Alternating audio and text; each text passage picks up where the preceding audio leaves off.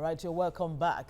No fewer than 25 of the 33 aspirants who took part in the APC governorship primary in Ekiti State are demanding a rerun. They also want a new primary election committee. Now, this was after Saturday's primary was postponed indefinitely following the disruption by alleged thugs. Now, many of the aspirants are now trading accusations. Former Speaker of the Ekiti State House of Assembly, Olufemi Bamishile, says the composition of the committee was compromised, and Segun Oni called the primary a mockery of democracy. All right, well, we have TVC News senior political correspondent Ayo Ozugbakun, who's joining us from Ekiti State. Good morning, Ayo Ozugbakun. Good morning. How are you? Ngozi. Good morning, Mike. Morning, it's nice to see you. Okay, so what is it like, more like the morning after both the Ekiti primaries and, of course, the congresses that held across the country? What can you tell us about what really went down, at least the high points first off, before we get into all the other details? Okay, let me first of all clarify that congresses were not held in Ekiti State and Osun State. They are going to hold their own sometimes in October. What they are faced with is the gubernatorial election, that's the governorship election proper. July 14th, 2018 for Ekiti State and September 31st for Osun State. So having cleared that now, in Ekiti State, the All Progressive Congress is fielding 33 aspirants. The People's Democratic Party will be having their own. I'm not too sure the number of aspirants, but I know of the Deputy Governor. I know the former Minister of Works, Prince Dayo Adeyeye. I know a senator representing Ekiti Southern Senatorial District, that is Abiodun Olujimi, running in that process. So tomorrow, the People's Democratic Party, they're going to have their own. Now, going back to the Butch All Progressive Congress primaries that was held on Saturday, the feelers I'm getting, like a breaking news now, is that that process that was ended abruptly on 4 local governments, after 4 local governments actually exercised their franchise, will continue. They are not going to hold a fresh set of primaries. I'm quoting the National Publicity Secretary of the All Progressive Congress, that is Malam Bolaji Abdullahi. He said the process must be completed. So Governor Tanko Al-Makura will come back to Ekiti and complete the process from the 4 local governments that they started. You know, Ekiti State, they have 16 local governments. Going by that filler, we've not heard from the NWC, but Bolaji Abdullahi is saying that the NWC will not speak on the process till this process has been concluded. And that is contrary from what the aspirants are calling for. The aspirants are saying that they need an outright cancellation of that process because the integrity of the process has been compromised. They are saying that they need fresh primaries. In fact, Femi Bamishile was even calling for the composition of a fresh electoral committee, and he went to cast aspersion, you know, on the leadership of Governor Al-Makura, but every other aspirant testified about the credibility and integrity of Governor Tanko Al-Makura. What they are just saying is that a member, the secretary that stood down one day before the primary, is an ally of one of the aspirants. I cannot readily substantiate that, but that has been the allegation. So the secretary had to step down a day before the primaries, but is still a member of the committee. And the aspirant are saying as long as he continues to be a member of that committee, that they are questioning whatever comes out from that committee. But for Tanko Al-Makura, everybody, there's a kind of consensus about his integrity, his forthrightness, and his plainness. But one very good thing that the All Progressive Congress we have to watch out for is in terms of security. The number of talks, the number of people that doesn't have any business in that venue that day, you know, they must actually work on it. And the aspirant actually talked about, you know, the tags for the 2,318 delegates were not serialized. All right, Ayo, let me take it from the issue of the thugs you talked about. You spoke with many aspirants on the day. I remember we were together connecting from the studios, and each of the aspirants you spoke with complained about the issue of thugs coming in, and you asked them, and each of them said no, they were not responsible. But one name that kept coming up amongst most of those that you mentioned, that you spoke with, was Fayemi, the Minister of Solid Minerals, who is also a contestant there. Can you talk to us more about that? Why most of them are pointing accusing fingers at Fayemi as being responsible or behind the issue of thugs coming into the venue? Reading the situation here in Ekiti State, out of the 32 aspirants, most of them that I've spoken with, they are not comfortable with the aspiration of Dr. Kaide Fayemi coming into the race. And why is that? Why is that? Yeah. I don't know. I don't know. What they are saying, they are looking at that a serving minister that is connected to Abuja, that a former governor that has the wherewithal, that he can easily, you know, muzzle his way, allegedly. That's what they are saying. Now, what is happening here is that most of them claim to have been working 2-3 years before now. Don't forget, Kaide Fayemi just declared just 3 weeks ago about his aspiration. Quoting one of the aspirants, now Bimbo Daramola, he said he asked Kaide Fayemi, Dr. Kaide, 4 times that is he going to come into the race? Is he interested in becoming the flag bearer of the All Progressive Congress and the governor?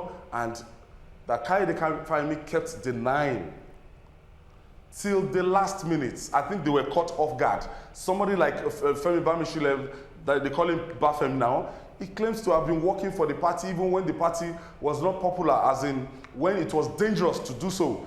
That, as at that time, that was the height of popularity of Ayo Ozugbakun. He did not want to brood any opposition, that he had to risk his life, that he has been spending money, he has been doing so many things for the people and to keep the party intact. And if you listen to the camp of Dr. Kaide Fayemi too, they will tell you that, look, it is legitimate for him. He has not done anything wrong. He served the state for 4 years, and he's serving as a federal minister, that his aspiration is so legitimate. So, but what I see there is that most of them they kind of feel intimidated. I don't know why, but that's why there's this consensus that, look, if we are going to have this process, a level playing field must be created, that they don't want to see anybody. They don't want to see anybody in terms of being a friend to the minister, using Abuja connection, doing anything that, you know, so I don't understand their own meaning of a level playing field, because at every stage of this exercise, these aspirants have been questioning, you know, some decision taken. Meanwhile, some of those decisions were taken with the knowledge of the aspirant and the organizing committee. So the situation here is very dicey. You want to let us into some of those decisions, you know, if you can, and maybe you want to respond the number of agents. Yes. How many? Governor Al-Makura actually reached a consensus with the candidates, and they said you can bring more than 1 agent for accreditation, for the exercise proper, and it was all agreed. One other sensitive thing that I felt that was agreed upon that backfired, that some of those delegates, they can't actually identify who to vote for, who to thumbprint for, on the ballot paper. So that they are not going to vote for the wrong person, that agents of those aspirants will have to be on ground. So at any point in time when they ask any delegate, who do you want to vote for? Oh, I want to vote for Femi Ojudu. Femi Ojudu's agents will come and lead, kind of lead the delegates on what to do. So at a point in time when they were doing it, they discovered that most of the delegates coming, they were saying, I want to vote for Kayode Fayemi. So Kayode Fayemi agents kept coming back and forth for the four local governments. And that sent a kind of wrong signal, because for the agents, they will have a mental picture of what is going down, who might be leading. I'm not saying I don't know what other agents, delegates, who they voted for, but I'm just saying that as those illiterate delegates kept coming and mentioning an individual name, that led to charge in the atmosphere at Oluyemi Kayode Stadium, Ngozi. All right, Ayo, let's talk about the deadline. They have a time frame to which this should be concluded. Is it clear now that the election has been suspended? Although you said that they said they should continue. Go ahead. Yeah. Is it clear when the continuation date is set, and for them to be able to meet the deadline? It must be done in the next 72 hours. Because on Saturday is the deadline. This Saturday, that is the 15th of May. And today is the 7th of May. They are working on a very, very tight rope. So by extension, if anything is going to be done, it must be done in the next 72 hours. I don't have a specific date, but if they are conducting another exercise, or they want to continue from the 16 local government, they've done 4. If they are to continue that, they must do it in the next 72 hours. And I foresee a lot of problems ahead, because most of those aspirants might not take it lightly if they decide to continue with what is on ground before. So what kind of problems do you envisage? Would that include mass defections by, dissatisfied, or what some would call disgruntled members of the APC in the event of this? Some of the aspirants, they are saying that a process that took place in the open while their agents were there, and the delegates have exercised their franchise, they don't know what is in the ballot boxes. That if it has been tampered with, that the electoral papers, if it has been tampered with, that they are not sure, and they cannot readily vouch that the papers, what they've done before has not been tampered with. They will need evidence, they will need proof to continue with that process. And at the same time, the NWC, Bolaji Abdullahi is saying, quoting him from the Punch newspaper this morning, he's saying that that process must continue before the NWC sits and take a decision, that anybody that is aggrieved will petition to the appeal committee. There's an appeal committee in place between now and Saturday, that the appeal committee will take its decision before the party submits a name to INEC. Talk to us very quickly, Ayo, about this allegations of money moving everywhere, between 2,000 to 4,000, to, influence the way the delegates to vote. I wasn't there when any aspirant was giving money. I did not see anybody giving any money. But as you are telling me, the news is all over. That look unconfirmed, it's a kind of unconfirmed gist all around, that this is the time that some aspirants were even camped in hotels outside the states a day before the primaries, and that some got as much as 250,000, 500,000, that this is the time of the delegates. Ordinarily, delegates, you know, they are the people all aspirants, they are all running around to make sure that they cut their own chunk of the delegates. Don't forget, all right, Ayo.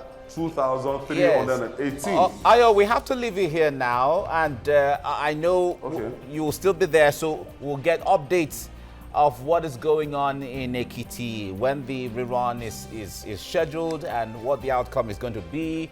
There are even some talks here and there. There could be consensus at the end of the day, but we'll talk about that. Thank you very much, Ayo Ozugbakun, our senior political correspondent, joining us from Ekiti.